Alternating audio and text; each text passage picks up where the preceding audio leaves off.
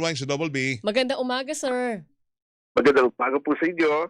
Yes, sir. May kampanya kayo laban sa mga dilapidated. Yung sabi nga ni Weng, kakarag-karag ng mga sasakyan. Pati mga bus, Oo, taxi, pati mga bus. jeep. Lahat yan. Oo. Kasama dyan ang TNVS chairman, di ba? Lahat na yan ang klase ng sasakyan. Lahat po. Oo. Bakit po ganun? Ang mahal na ng mga bilihin ngayon. Huliin niyo po yung mga walang pang-maintenance ng sasakyan, Oo. Chairman. Ano ba talaga ang rules? Alam niyo, yung public service, regardless of the financial situation, hindi ho natin pwede pabayaan po yan kasi it comes hand in hand with roadworthiness.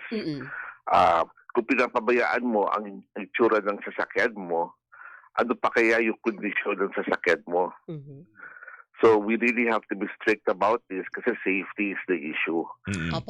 Itong financial situation naman, this is temporary.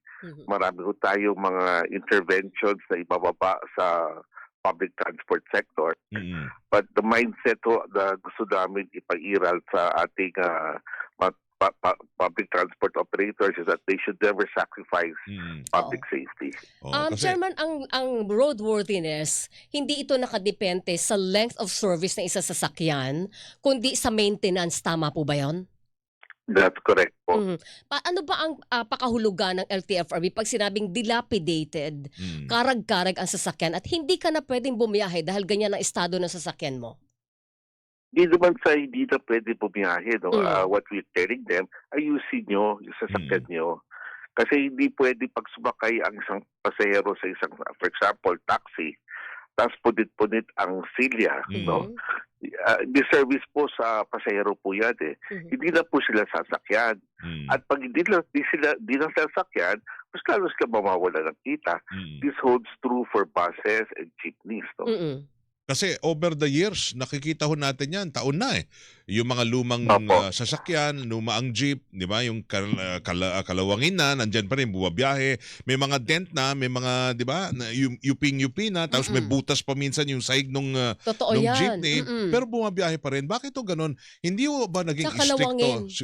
Hindi ho ba talaga naging stricto? Baka hindi nila ramdam na, may penalty ito. Na mahigpit ang mahigpit tayo dito. Alam nyo, kaya tama po kayo nung nakakaligtas sa pagrehistro ng sasakyan. Dapat meron ng physical inspection. No? So starting September 1 po, bago po ang mag-confirm ang LTFRB kasi taon-taon, lahat ng operator dumadaan sa amin para i-confirm ang kanilang prangkisa at ang kanilang sasakyan ng duly authorization before going to LTO to register their units. Starting September 1. Starting September 1, LTFRB po mag-i-inspection na. No? Okay. We will tap the private motor vehicle inspection centers accredited by DOTR to conduct the physical inspections and test the roadworthiness of the vehicle. So, hindi lang ito itsura, kundi makina, gulong, lahat na wiper and all, Chairman. Opo, lahat po. No? Starting Monday, this coming week, we will start yung mga gusto mag-participate ng mga private motor vehicle inspection centers accredited by DOTR, pwede ho sila magrehistro sa LTFRB para malaman ho namin kung sino gusto mag-participate sa aming programa. Pero ganito, hindi pa yan magiging mandatory sa lahat?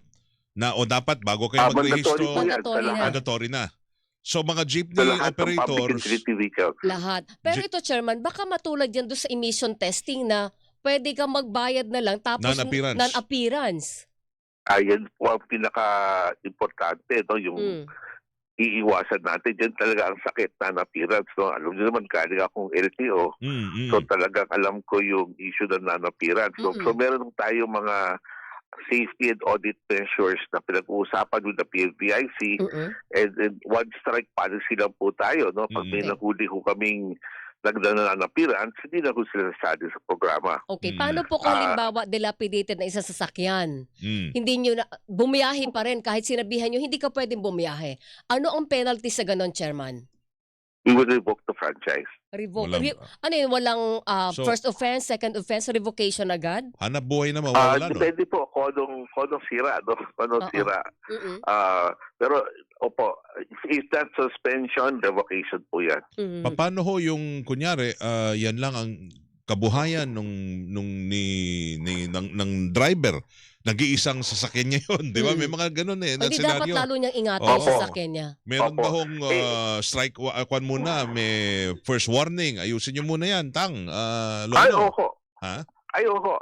Before we suspend or revoke, at pag hindi ho sila pumasa sa unang inspeksyon, pagbibigyan naman sila na ayusin yung kanilang sasakyan. Hmm. And then they can undergo a second or third or fourth inspection. No?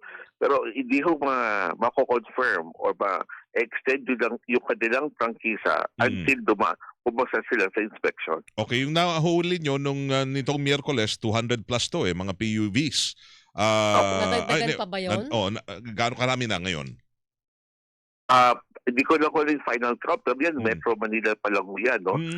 Starting next week, i-meet ho namin yung aming mga regional directors and we will order them to conduct a more massive nationwide inspection ng mga sasakyan. Okay.